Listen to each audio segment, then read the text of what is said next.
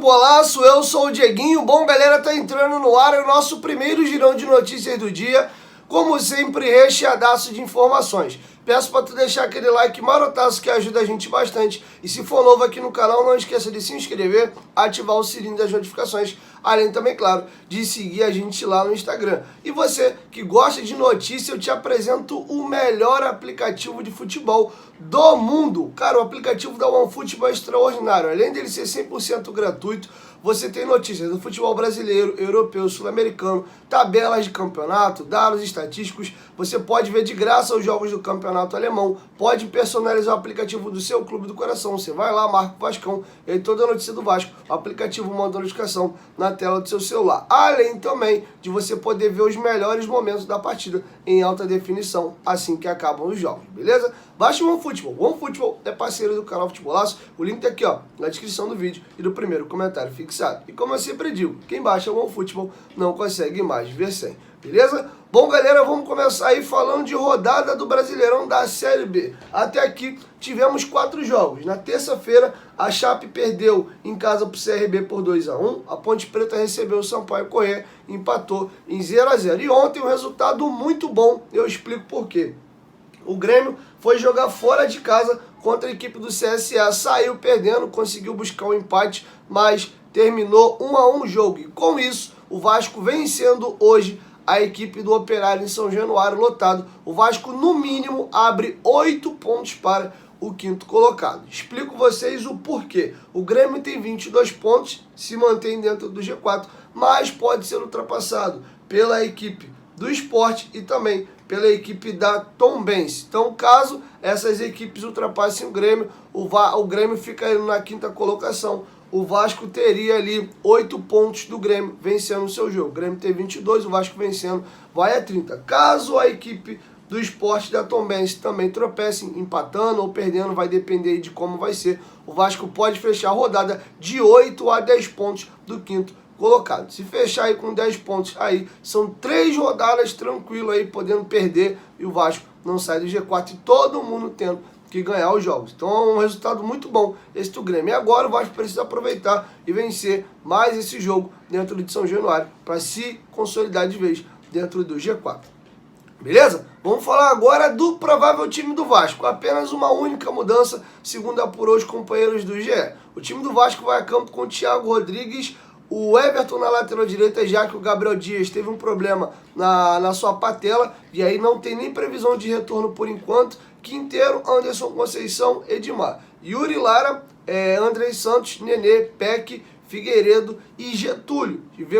Ventilou-se que o Raniel pudesse começar jogando, mas hoje o favorito para começar jogando ainda é o Getúlio, mas não se surpreendam se o Raniel começar jogando a partida. E presta bastante atenção nesse detalhe que eu vou trazer para vocês aqui agora. Ó, se liga.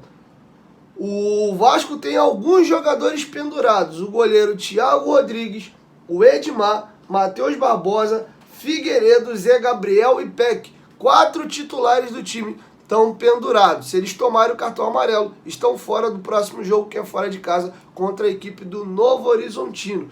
Os 2 pontas do Vasco estão pendurados, tanto o Figueiredo como o Peck. O nosso goleiro também está pendurado, e também o Edmar. Então vamos ficar ligado aí. Matheus Barbosa e Zé Gabriel, que tem entrado com uma certa frequência agora, são a primeira opção de banco ali para a função de primeiro volante. Também então, ó, na guilhotina. E desfalque para o jogo é apenas o Gabriel Dias e os outros que já estão tratando situação clínica já há um tempo maior, que é Martins Sarrafiori e Ulisses. Esses dois, principalmente o Sarrafiori, estão bem próximos de voltar já no mês que vem agora, no mês de julho. Beleza? Vamos virar a chavinha agora e vamos trazer uma notícia muito boa.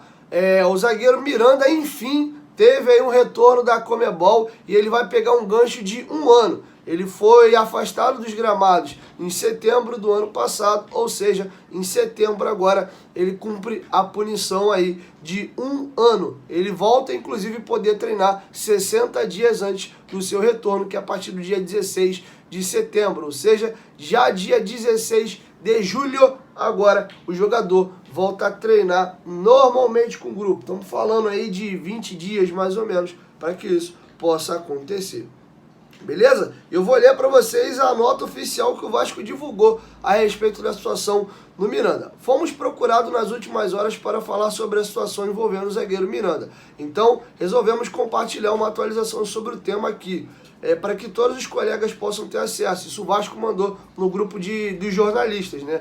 A Conmebol informou que o Vasco da Gama, na última quinta-feira, dia 23/6, que o atleta foi punido com uma suspensão de 12 meses, contando a partir do dia 19 de setembro de 2021, data que iniciou a sua suspensão. O zagueiro Miranda poderá voltar aos gramados a partir do dia 19 de setembro. Foi autorizado, porém, seu retorno 60 dias antes do término da punição aos treinos com o grupo. Sobre a situação contratual, Miranda renovou o contrato com o Vasco da Gama no início do ano até 31 de janeiro de 2023, porém com renovação automática por mais 18 meses, até 31 de julho de 2024, após o retorno aos gramados. Ou seja, eles não sabiam ainda como é que seria a punição da Conmebol, então o contrato dele estava sendo renovado até janeiro agora, na virada do ano de 23, mas já com gatilho para mais 18 meses. Como já tem a punição já definida, ele volta esse ano ainda, então considerem aí que o contrato do Miranda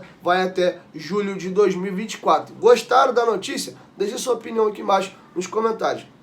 Miranda é um zagueiro muito técnico, sempre foi titular do Vasco na base, capitão de seleção brasileira sub-20. Inclusive ontem eu entrevistei o Caio Lopes lá no Futebolaço Podcast. Quem não assistiu, assiste, tá maravilhosa a resenha. O Caio é muito inteligente, a gente fala de várias coisas, é bem bacana mesmo. Ele fala da questão do rebaixamento do Vasco, do porquê que saiu, de como é que ele chega no clube, da saída do clube, retorno, que ele teve uma saída rápida ao Audax e ao Flamengo, voltou em 19 quando ele estava voando, teve proposta do Flamengo e ele recusou. Tá bem bacana, adaptação à Espanha, bem legal mesmo. Falamos até de outros assuntos como NBA e etc. Foi bem bacana vocês acompanharem lá.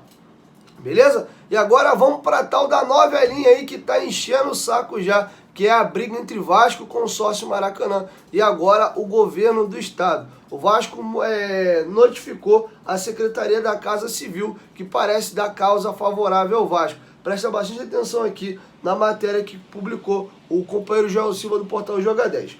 O aumento dos preços do aluguel e das taxas praticadas contra o Vasco na partida contra o Cruzeiro no dia 12 de junho rendeu bastante ao Consórcio Maracanã um processo administrativo por parte do governo do Rio, que pode terminar em multa e punição, ou seja, a situação do aumento lá do valor do aluguel e agora o veto do jogo entre Vasco e Sport no estádio pode gerar multa e até punição para a dupla Fla-Flu, que hoje administra o Consórcio Maracanã. Vamos seguir, através da Secretaria de Estado da Casa Civil, que é a responsável pelo contrato de permissão temporária do estádio. A dupla Fla-Flu foi notificada para dar explicações. Na resposta, os clubes negaram qualquer descumprimento no contrato. No entanto, a proposta assinada por Flamengo e Fluminense para administrar o Maracanã determina um valor fixo de aluguel para outros times do Rio de Janeiro. Em um trecho, os clubes se comprometeram a cobrar R$90 mil por partida, sendo que o Vasco pagou 250 mil no jogo contra o Cruzeiro. No mesmo documento,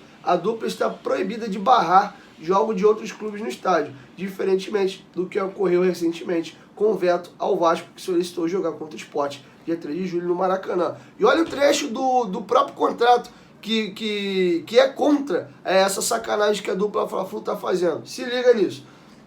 Nesse sentido, já se informa desde logo que, observada a disponibilidade de datas, será permitido aos demais clubes do estado do Rio de Janeiro realizar partidas oficiais no Maracanã, desde que tais clubes arquem com o valor fixo de locação de R$90 mil. Valor fixo, não tem variável, é R$90 mil por partida, além das despesas de consumo de água, luz, gás, bem como demais despesas operacionais, como segurança privada, ambulâncias e etc., mediante fiscalização conjunta com o Comitê de Gestão e Operação, o governo do estado do Rio de Janeiro. Isso está no contrato, tá? Isso está dentro do contrato. Para finalizar, desde o início do imbróglio com o Consórcio Maracanã, o Vasco vem argumentando junto ao governo do estado, que está agindo de forma positiva aos questionamentos do Cruz Maltino.